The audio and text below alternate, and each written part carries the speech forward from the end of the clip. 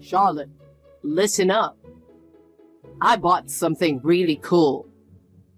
Oh, what did you buy?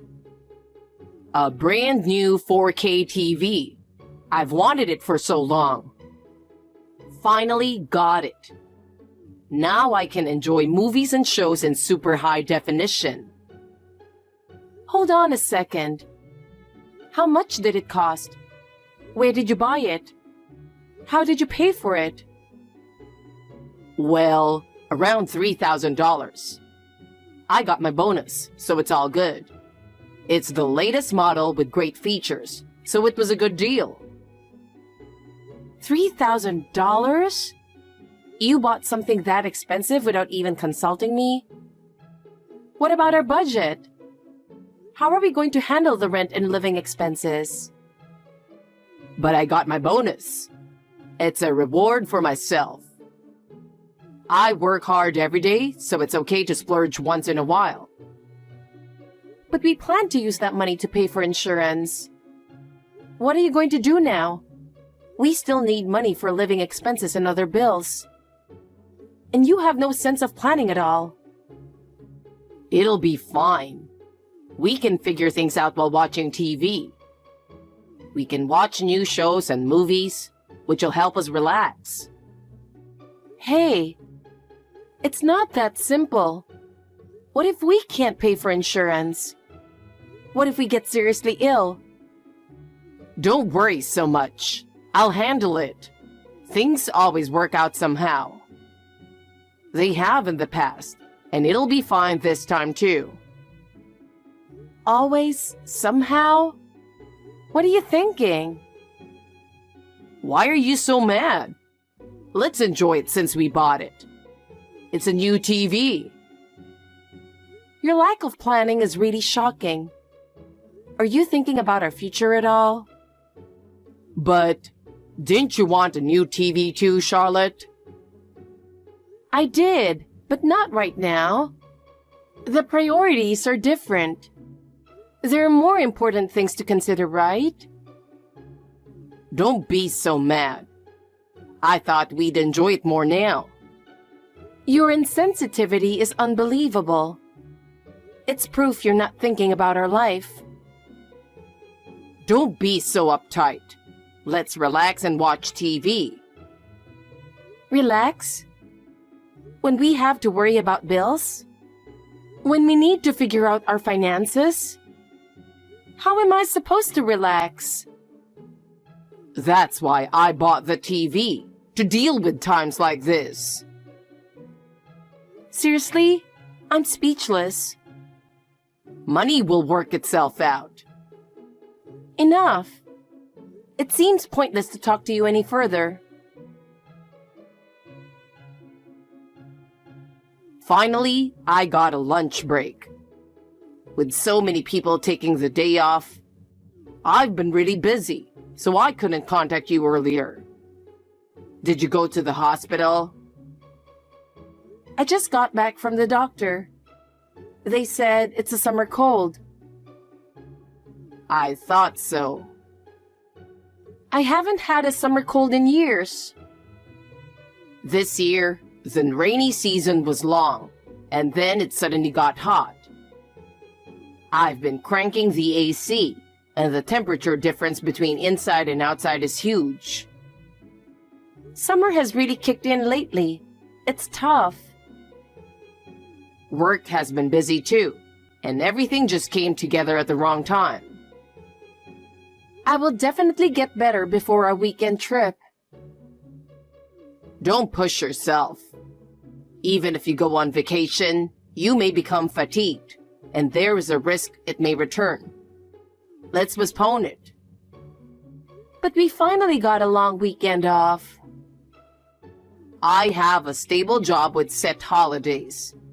So let's go when you feel better and can take time off again. They say colds can be troublesome if they drag on. Oh no. If you have the energy to be frustrated, you'll be fine. You'll get better soon, and we can go again. Sorry, Elijah. I know you were looking forward to it too. Don't worry about it. Just make sure to drink water and rest. I'll call the hotel to cancel the reservation. Then I'll sleep. Oh, you don't have to cancel. Huh? Why not cancel it? It would trouble the hotel. If you don't cancel the reservation, it will affect other guests, and it's disrespectful to the hotel staff. Since it's only 2 days away, the cancellation fee won't be much different from the day off. But we still need to notify them. I feel really bad about canceling, but if we explain our situation, they might understand. It's okay. I'll go. It would be a waste to cancel the trip, right? I was looking forward to it, and if I go with Mom, it won't be a problem. Wait, what? Why did you decide that so suddenly? Aren't you considering my condition? What do you mean? It's a trip to the Grand Canyon. It's a waste to miss this chance, so I decided to take Mom instead. It would be a waste to cancel, right? But you said we'd go another time. Why change the plan so suddenly? That was the plan with you, but this time I'm taking Mom instead. Mom wanted to see the Grand Canyon too. Why did you decide that without consulting me? You made that decision on your own. Mom had wanted to visit the Grand Canyon. She'll be happy, and I thought it was a good opportunity.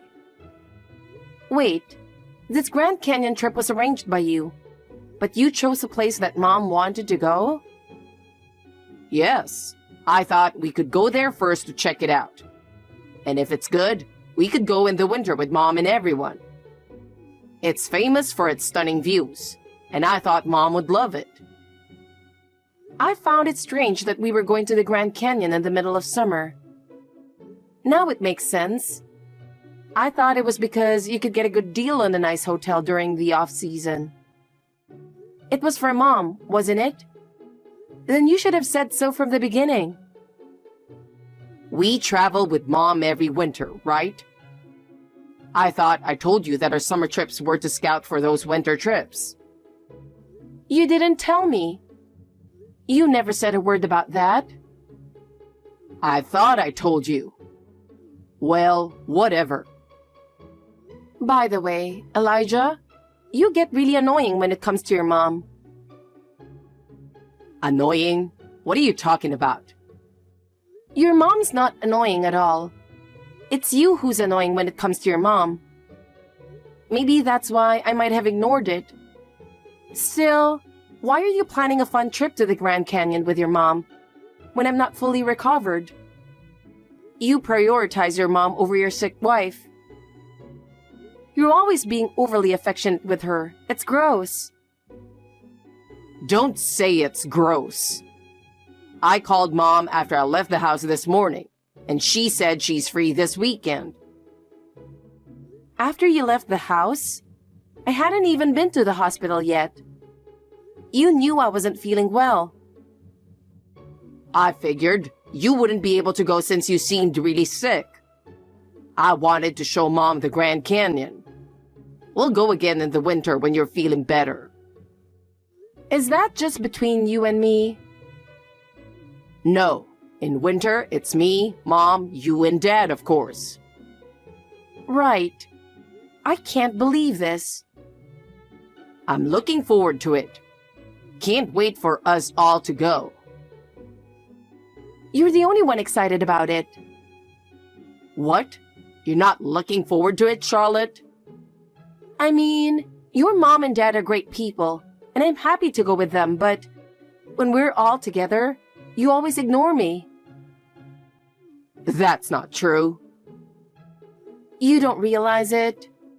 At meals, you always sit next to your mom, ignoring me and your dad, and just talk to your mom. Why don't you talk to Dad? He said he wants to talk with you too. Thanks to being ignored, I always end up drinking with your dad. You two seem to get along well, so isn't that fine? It's a family trip after all. Your dad and mom should share the experience and chat with each other too. They're usually just the two of them, so it's okay if we treat them on a trip we paid for. We paid for it together. I also put in money. What's gotten into you now? Why should I have to witness your mama's boy behavior when I'm paying too? I'm not a mama's boy. What's wrong with caring about my mom? Nothing's wrong. But ignoring everyone else and being blind to it is not okay. You're really picking a fight today. Is it because of the fever? Maybe. But I can't just let it go because of that. It's not good behavior. Just stay calm, use an ice pillow, and get some rest. I'll eat at my parents' place since housework must be tough for you. So you're not preparing my meal? Why? Cooking is your job, right? I can't do it. But I thought it would be unfair to make you cook, so I'm eating at my parents' place. Also, I don't want to catch your cold. Unfair. Wow, that's not considerate at all. It just sounds like a selfish excuse. Anyway, I'm heading back to work. Make sure you rest and cool down. Charlotte, how are you feeling? Isn't it nice to have some time to rest alone? Since you unfortunately had to stay behind this time, I'll bring you back a souvenir. What would you like?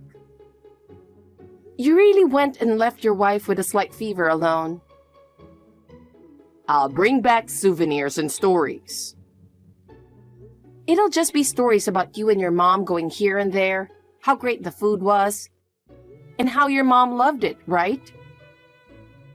Well, I'm taking Mom to the Grand Canyon. Have you met up with her yet? I'm at her place now, waiting for her to get ready. Did she say anything? Not really. Oh, I see. She seemed really excited about the trip. Elijah, how did you explain this Grand Canyon trip to your mom? Did you tell her I couldn't go because I caught a cold? What do you mean? You need to be more specific. Are you asking me what I told her? Like, did you tell her that we originally planned to go as a couple, but I got sick? Or did you say something else? No way. I didn't want to worry her by saying you were sick. So I just told her that I booked the trip for her and invited her to come along. I didn't want to make her worry unnecessarily. I see. That explains it. I thought something was off. It's unusual for her not to say anything. Is there a problem? It was better not to tell Mom the truth. It was strange that she didn't say anything since she's usually so meticulous. Normally, she'd say something. Mom is so meticulous that we need to make sure we don't worry her. That's my way of being kind. That might be true, but if you told her the truth, she'd probably tell you to stay home and take care of me. That's the normal reaction. Don't badmouth my mom. Honestly, you're not that sick to need constant care, right? And I don't want to worry her, so don't contact her. I told her you were busy with work, and that's the story we're sticking to. I'd appreciate it if you agreed. Fine. But it seems like you're becoming more of a mama's boy lately. Do you really not see it? I told you, I'm not a mama's boy. I'm just taking care of my mom. Is that so wrong? I'm not saying it's wrong, but there should be limits. Think about me a little more too. I get it. I do think about you. But right now, I want to make sure Mom has a good time. Oh, okay. We'll have fun. But don't forget about me. Oh, It looks like Mom's ready. We're about to leave. We'll enjoy the Grand Canyon. We're going to relax and have a great time. So you rest up and get better, Charlotte. I'll rest up and recover from this cold. Have a great time. Charlotte, can you talk now? It's an emergency. Please call me back. I left work early. Sorry, I was busy with work and couldn't answer the phone. I should have called back right away, but I couldn't find the time. So, you left early? What's wrong? Are you feeling sick? I wasn't feeling well, so I left early and went to a nearby clinic. I've had a heavy head and felt feverish since this morning. Wait, could it be that you caught my summer cold? Did I give you my cold? Maybe. The doctor said it might be that too. I got some medicine, so I'm going to head home and sleep. What was your temperature? Was it really high? It was over 104 degrees. I was dizzy, and the doctor told me to rest. For tonight's meal, I'd like some soup. Something light and easy to digest. Wait, I don't want to catch your cold, so I'm going back to my parents' place. What? I'm the one who's sick. Are you really going to leave? There's some instant soup in the pantry. You can have that. Your husband is sick with a fever and you're not coming back? Oh, and I'm heading to the Grand Canyon tomorrow with Mom. What? What are you thinking? Your husband is having a hard time, and you don't think about taking care of him? You can text. So do you really need care? What are your symptoms? Fever and headache. Just use an ice pillow and rest quietly. You got the medicine from the clinic, right? So you're just going to leave me like this? I had a 104-degree fever 3 days ago, and you left me alone. Oh. Well, it's different for me. How exactly is it different? Please explain. I can't cook. You can. There's no rule that cooking is my job. But at home, my mom always did the cooking. Well, your mom is a stay-at-home mom. We both work, don't we? You often finish work on time and come home earlier than I do. But I can't cook. If you can't, then learn. You could ask your mom, who's great at cooking, to teach you. Okay, I'll do that from now on. But today, come home and cook for me. Take care of me. Sorry, but I'm going back to my parents' place and then going to the Grand Canyon with my mom. Is this revenge for 3 days ago? Yes, it is. You don't seem to understand what you did, so I thought you should experience it. What the? So in spring, let's go on a trip with my parents with our money. I'll have a great time with my mom. And make sure to have drinks with my dad. Your dad can drink way more than anyone in my family. Oh, would you prefer the opposite? I'll have fun with Dad and you can have drinks with my mom. You know I can't stand your mom. She's the stereotypical loud New Yorker, you know. It's fun. Of course I don't like it. Oh, and when it's time to sleep, I'll do what you do and stay in my parents' room. Enjoy your room all by yourself until morning. Why? A trip to the Grand Canyon shouldn't be lonely. You brought this on yourself, you idiot. If you keep complaining, I'll divorce you. Wow, don't speak like that. It's scary. Starting tomorrow, I have time off. So I'll just hop on a plane back to my parents' place and go on a trip with them. Since you did it, it's only fair, right? I'm sick with a fever. And I had one too. There's a big difference between my parents' place nearby and traveling to New York. If you don't like it, then it's a divorce. Why does it have to come to that? You've always had a bit of a mama's boy thing going on. But since we live apart from your mom and there weren't other issues, I let it go. But now I see that if something happens, you'll go to your mom instead of helping me. That was just a coincidence. If there wasn't a Grand Canyon trip planned, I would have taken care of you. The cancellation fee would have been a waste too.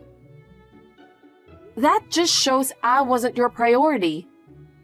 How can I make up for what happened 3 days ago? It's not about forgiveness. I'm just doing the same thing you did, to keep things equal between us. If you can't handle that, then it's divorce. Seriously, grow up. Charlotte, I'm sorry. I really can't cook and I feel really sick. Don't worry. I just talked to your mom and told her everything. She gave me the okay to leave you alone. Wait, why did you talk to Mom? So I'm going back to work now. Oh, and look forward to the souvenirs and stories from the Grand Canyon trip. I'm feeling worse and my fever is going up. I regret my actions, so please come back. Regret? What exactly are you regretting? Have you thought about your irresponsibility? I really was wrong. I realize that now. Please, I need you to take care of me. We're supposed to help each other as a couple, right? Whether we're a couple or not, your behavior was unacceptable. You acted selfishly without considering me at all. I really regret it. From now on, I'll make decisions together with you. Please, just come back. It's hard to believe you now. You've always made decisions on your own. And this time, you're just facing the consequences. Please don't be so cold. I'm suffering here too. Please come back and take care of me. You're not the only one suffering. I'm tired of being dragged around by your irresponsibility. I'm sorry. It's too late.